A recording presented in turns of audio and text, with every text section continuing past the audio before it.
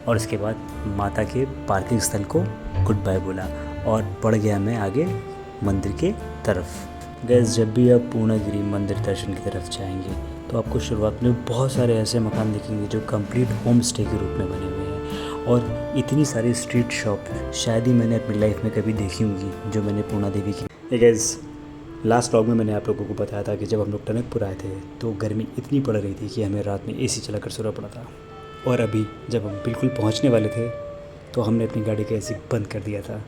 दोपहर में भी हम लोग पहाड़ों की ठंडी हवा को लेते हुए आगे बढ़ रहे थे। जैसे जैसे मंदिर के करीब हम जा रहे थे वैसे वैसे लोगों की लौटती हुई भीड़ हमें दिख रही थी। सारे लोग ज़्यादातर लौटते हुए दिख रहे थे और हमारा एक्साइटमेंट डबल होता जा रहा था। हिम्मत हमारी बहुत ज़्यादा बढ़ती जा रही थी क्योंकि अब कोई भी मोड़, कोई भी रास्ता हमें सरल लगने लगा था। एहसास ही नहीं हो रहा था कि जिन पहाड़ों को देखकर लोग डर जाते हैं उन पहाड़ों को हम क्रॉस करके आगे बढ़ रहे हैं। बस सड़क कितनी पतली थी उसकी वजह से हमारी गाड़ी की स्पीड नहीं बन पा रही थी। लोकल गाड़ियाँ हमें ओवरटेक करके आगे निकल रही थी और हम अपनी ही धुन में माता रानी के मंदिर में बढ़ते जा रहे थे। गाइस, यहाँ की जो स्टेट गवर्नमेंट है ना, उन्होंने जो कर रखा है ना, सच में आप लोगों का दिमाग हिल जाएगा। यहाँ की स्टेट गवर्नमेंट ने इतनी अच्छी व्यवस्था बना के रखी हुई है गाइस, मैं आप लोगों को बता नहीं सकता। ये सारी चीज़ें आप लोग इस वीडियो के माध्यम से अब आके देखोगे, क्योंकि जो चीज़ आंखों से दिखती है ना वो शब्दों में नहीं बताई जा सकती गाइस। ये रास्ते कैमरा सच में इनके साथ जस्टिस नहीं कर सकता। जिस तरह की दुर्गम पहाड़ पर बने हुए रास्ते हैं ना, कैमरा एक्चुअल इन फ़ोटोज़ को जस्टिस नहीं कर सकता। इन पहाड़ों को काट कर कितनी बेहतरीन तरीके से सड़कें बनाई गई हैं। सिर्फ ज़रूरी है आपके पेशेंस की, क्योंकि अगर आप बहुत हड़बड़ी में रहेंगे तो यहाँ के रास्तों का आनंद नहीं ले पाएंगे, मतलब एंजॉय नहीं कर पाएंगे। मैं, रोमी, मिट्टू और हमारा पेट चेरी इस पूरे रास्ते को एंजॉय करते हुए जा रहे थे। हमें बिल्कुल भी थकान का एहसास नहीं हुआ। पता ही नहीं चला कि हम बिल्कुल मंदिर के करीब पहुँच चुके हैं और शुरुआत के सारे रेस्ट रूम्स आने शुरू हो गए थे। मैं सोच रहा था कि किस रेस्ट रूम्स में हम पहले रेस्ट करें। भूख तो ज़्यादा थी नहीं, बस रुकने का मन कर रहा था। क्योंकि देर इतनी ज़्यादा हो गई थी इसलिए हम रुक नहीं रहे थे, और रेस्ट रूम्स इतने बड़े थे कि बहुत भीड़ को भी बहुत आसानी से जगह दे सकते थे। साथ के साथ शुरुआत में पूजा पाठ की दुकानें भी आनी शुरू हो गई थी। लगभग हर प्रसाद की दुकान के पास उनकी अपनी पार्किंग थी, जिन पर जितने भी यात्री होंगे वे आराम कर सकेंगे। पर मज़े की बात पता है क्या थी? ये बड़े बड़े पार्किंग, रेस्टोरेंट सब पहाड़ों के ऊपर बनाया गया है। यही तो बात है इन पहाड़ों की, हर मोड़ पर नया सरप्राइज। गाइज, हर पार्किंग में लगभग कोई ना कोई गाड़ी खड़ी हुई थी। हमें शुरुआत में एहसास ही नहीं था कि ऊपर इतनी बड़ी पार्किंग भी हो सकती है। सभी पार्किंग वाले कोशिश कर रहे थे कि वे हर यात्रियों से उनकी गाड़ियाँ उनकी ही पार्किंग में पार्क करवाएं, लेकिन हमारी प्लानिंग तो यह थी कि हम ज़्यादा से ज़्यादा मंदिर के करीब वाली पार्किंग में अपनी गाड़ी को पार्क करें। हम नहीं चाहते थे कि हम पहले ज़्यादा चले, क्योंकि मंदिर की चढ़ाई लगभग 3 किलोमीटर की थी। तो गाइज़, इसलिए एनर्जी को सेव करने के लिए हम ज़्यादा से ज़्यादा गाड़ी को आगे लेकर जा रहे थे कि हम थके ना। हम वहाँ पहुँचे जहाँ पर मंदिर शुरू होता है, चढ़ाई शुरू होती है। गाइज़, जब आप वहाँ बस पहुँचने ही वाले होंगे तो कई सारे पार्किंग वाले लोकल्स आदमी आपको मिसगाइड करेंगे।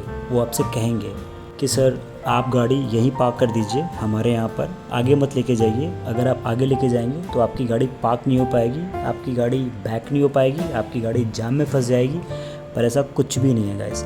जब भी आप ऐसी जगह पे पहुँचेंगे तो वहाँ पे आपको थोड़ा सा वेट करके ये देखना होगा कि आगे स्पेस है कि नहीं, पीछे से कोई व्हीकल आगे जा रहा है या नहीं, या आगे से कितने व्हीकल्स पीछे की तरफ आ रहे हैं या नहीं। क्योंकि लोकल्स की ये कोशिश होती है गाड़ी आप उन्हीं के यहाँ पार्क करें, उन्हीं के इंस्टॉल से आप प्रसाद लें और उन्हीं को आप पार्किंग का शुल्क दें। ये चीज़ ठीक भी है, लेकिन जब आप पूरी तरह से सहमत हो। गैस, मैं ये बिल्कुल भी नहीं कह रहा कि आप लोकल्स में गाड़ी पार्क ना करिए, बिल्कुल आप पार्क करिए, लेकिन मेरा सिर्फ कहने का मतलब ये है कि आप जो पार्किंग के चार्जेस हैं वही वहाँ पे करिए, क्योंकि हर बंदा वहाँ पे एक जैसा नहीं होता है, मतलब अच्छा नहीं होता है। कई सारे लोकल्स के लोग आपको ऐसे भी मिलेंगे जो प्रसाद के रेट आपको कुछ और बताएंगे, ऊपर जो प्रसाद आपको 100 रुपये या 50 रुपये का मिल रहा होता है वो नीचे आपको गाड़ी पार्क करने के बाद 300 से 500 रुपये के बीच में बताएंगे। तो सिर्फ मेरा बताने का मतलब ये था कि आप वहाँ पे जहाँ भी गाड़ी पार्क करें ये पहले से तय कर लें कि प्रसाद की क्या कीमत है और पार्किंग के क्या चार्जेस हैं। गाइस जैसे ही आप मंदिर के पास पहुँचेंगे आपको लोकल टैक्सी का बहुत बड़ा स्टैंड मिलेगा। बहुत सारी गाड़ियाँ आपको एक साथ दिखेंगी क्यू में। आप उसको देखकर समझ जाएंगे कि आप बिल्कुल मंदिर के गेट पे ही हैं। हमने वहाँ पर सबसे पहले अपनी गाड़ी टैक्सी के पीछे लगाई थी। फिर हमें यह चीज़ महसूस हुई कि ये वो लाइन है जो सिर्फ़ और सिर्फ टैक्सी वालों की है। प्राइवेट गाड़ियों को यहाँ नहीं लगना है, क्योंकि प्राइवेट व्हीकल अंदर तक जाते हैं और जो टैक्सी होती है वो बाहर तक ही खड़ी होती है। जैसे ही मंदिर में पहुँचे हमें बहुत ही बड़े बड़े प्रसाद की दुकानें दिखाई देना शुरू हो गई। ज़्यादातर प्रसाद की दुकानों में उनके अपने बाथरूम थे, उनके अपने सोने के, लेटने के, बैठने के सारे अरेंजमेंट्स थे। पर हमने भी ठान रखा था कि हम अपनी गाड़ी को मंदिर के एकदम पास तक लेकर जाएंगे। गैस जब आप अपने व्हीकल से जाते हैं तो थोड़ा सा आपको एडजस्टमेंट करना पड़ता है, क्योंकि अंदर की सड़कें बहुत पतली होती हैं और आगे पीछे से गाड़ियाँ आती जाती रहती हैं, तो थोड़ा सा गाड़ी आपको एडजस्ट करना पड़ता है।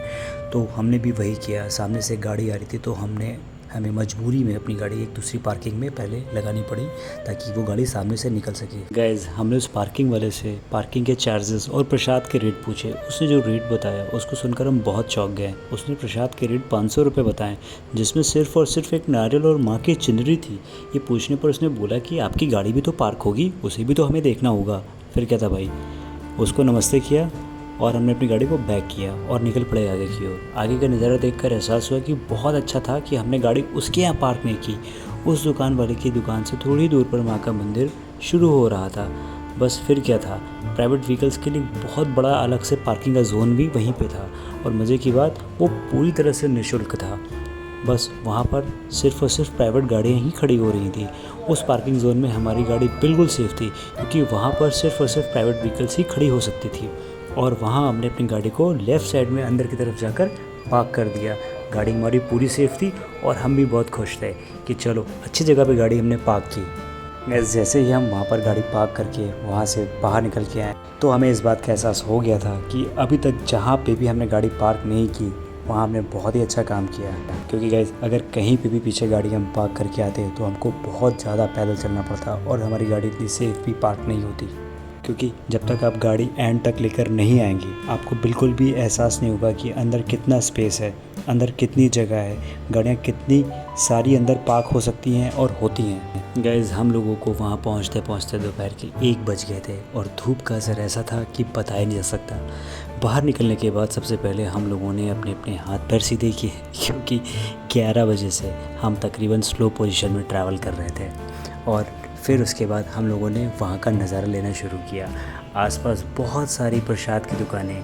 सीमा और मिट्ठू दोनों लोग जो है अपना अपना छाता लगाकर आगे बढ़ गई। मैंने भी सराउंडिंग का एक शॉट लिया और उसके बाद माता के पार्किंग स्थल को गुड बाय बोला और बढ़ गया मैं आगे मंदिर के तरफ। गैस जब भी आप पूर्णागिरी मंदिर दर्शन की तरफ जाएंगे तो आपको शुरुआत में बहुत सारे ऐसे मकान दिखेंगे जो कंप्लीट होम स्टे के रूप में बने हुए हैं और इतनी सारी स्ट्रीट शॉप शायद ही मैंने अपनी लाइफ में कभी देखी होंगी जो मैंने पूर्णा देवी की